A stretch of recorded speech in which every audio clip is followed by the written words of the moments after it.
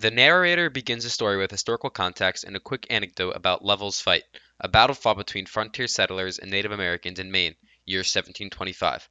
The battle is important, the narrator argues, because it was so bloody it broke the strength of the Indians and ushered in an era of fear and peace. Only a few soldiers survive the battle, and the narrator soon focuses in on two of them, an old man, Roger Malvin, and a younger soldier, Reuben Bourne, who are both stuck in the forest beside a rock. Roger encourages the youth to leave him behind to die and to take advantage of his greater chance to survive in the wilderness. Despite Reuben's insistence upon staying, Roger commands him to leave with the father's authority.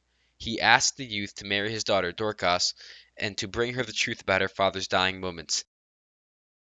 Reuben leaves the old man and ties a bloody handkerchief to an oak sapling nearby, promising to return and bury his friend. Reuben is then left to wander the forest, only half convinced that his acts are noble, and pressed on by the chance of survival and a future with Dorcas. After some wandering, Reuben is discovered and taken to the nearest settlement, where he recovers from his wounds. When he awakens, nursed to health by Dorcas, he is too cowardly to tell her that her father died alone. Later, the two happily marry. Reuben, afraid to lose Dorcas' affection, never tells her the truth of her father's death. His broken promise of not burying Roger eats away at his conscience. Throughout the years, he is racked by guilt and haunted by visions of his father-in-law.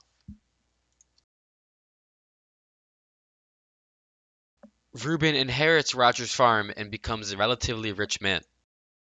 Yet, in time, he neglects his land and his economic prosperity soon declines along with his deteriorating character. Later, after some time, Reuben finds himself a completely ruined man and decides to take his family, Dorcas, and their 15-year-old son Cyrus, to a new home. After 5 days of travel, on the anniversary of Roger's death, the family camps down. Dorcas busies herself preparing a meal, while the father and son venture into the woods in search of game. While searching for game, Reuben is overtaken with thoughts and memories, as if he was being controlled by a supernatural power. He senses a rustling in the forest and suddenly shoots at the sound. As he approaches the area of his kill, he sees that it is the very place where Roger died, and notices the oak he once tied a handkerchief to.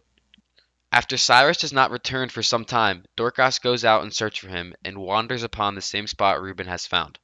She discovers that Reuben has shot Cyrus, and Dorcas shrieks, sinking beside her dead child.